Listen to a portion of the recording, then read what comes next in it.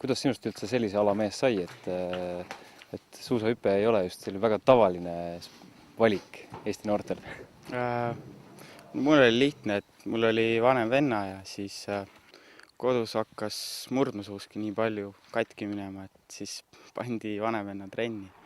Ja Võrus oli niisugune tore treener, kes siis pani mulle ka suusa peale.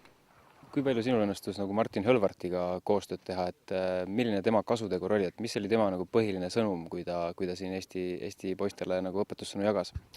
Martiniga koostöö oli väga hea ja Martini töö poolt tegelikult jäi nagu avanemata, et minul kahjuks hakkas siis viltu vedama, et tuli vigastused ja seljaopp, et mul natuke on kahju sellest, aga praegu on nii ja läheme edasi.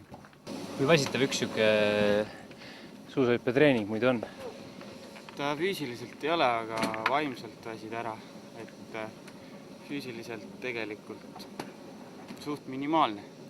Siin nagu kõndima ei pea, liftid viivad, aga pea väsib ära ja siis tavaliselt nagu trenni algus on mõnus, et siis tuleb nagu tühja peaga. Põhimõtteliselt seda isegi võiks vist võrrelda rohkem sellise anaeroobse treeninguga, niisuguse jõusaali treeninguga. Jah, no jõusaalis me käime palju, et seal teemegi nagu jalad alla, aga siin peab oskama kasutada seda jalga, et ta on niisugune paras lühike niisugune sprinterlik sooritus, aga samas tehnika peab ülihea olema, et mingi odav viskekant on seal.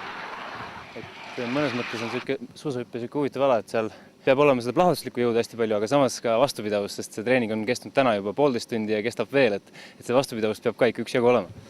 Jah, kui nagu me otseselt väga ei treeni seda vastupidavust, aga siiski teeme, jõusaalis ka oled 1,5 tundi, et kui üldse ei kesta, siis seal ka see treeningefekt nagu jääb kehvaks. Ja siin ikkagi pigem see pea väsib ära, et kaua sa jaksad lennata.